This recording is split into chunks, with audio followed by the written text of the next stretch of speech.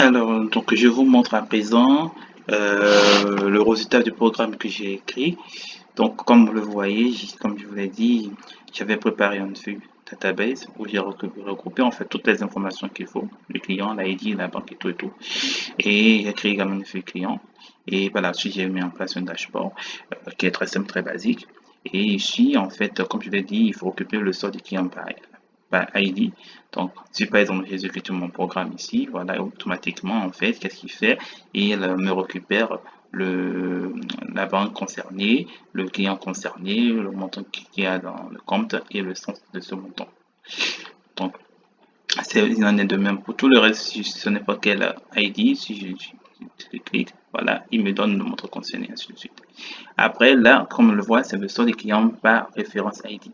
Mais on veut quand même, il faut qu'on récupère en fait le solde global. Le solde global, pour trouver le solde, pour ceux qui ont fait la comptabilité, euh, même si vous avez la comptabilité d'un basique, c'est on prend le crédit moins les débits pour savoir ce qui reste. Voilà. Alors, très souvent en banque, comme vous le savez, quand on a un solde créditeur, c'est qu'il y a de l'argent. Mais quand c'est débiteur, c'est qu'on n'a pas de l'argent. Voilà. Ça, c'est la comptabilité. C'est très simple en banque, la comptabilité bancaire. Voilà.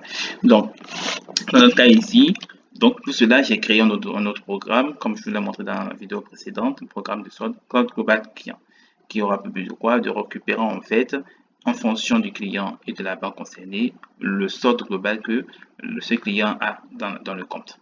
Donc, je vais d'abord effacer et je vais par exemple sélectionner, je vais refaire le manip, il s'appelle oui, ok, voilà, il est débiteur. Si je prends un autre cas, par exemple, il s'appelle Solange, je t'exécute, je fais OK, voilà, il est chez Crédit Agricole et il a mis 613,30 euros en crédit.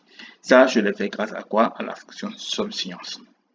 SommScience, on l'utilise quand il y a plusieurs critères donnés et SommSci quand il y a un seul critère.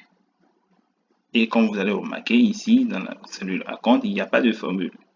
Il n'y a pas de formule. Voilà. Donc, si je fasse et que je réexécute, il va me donner le résultat qu'il faut. Voilà.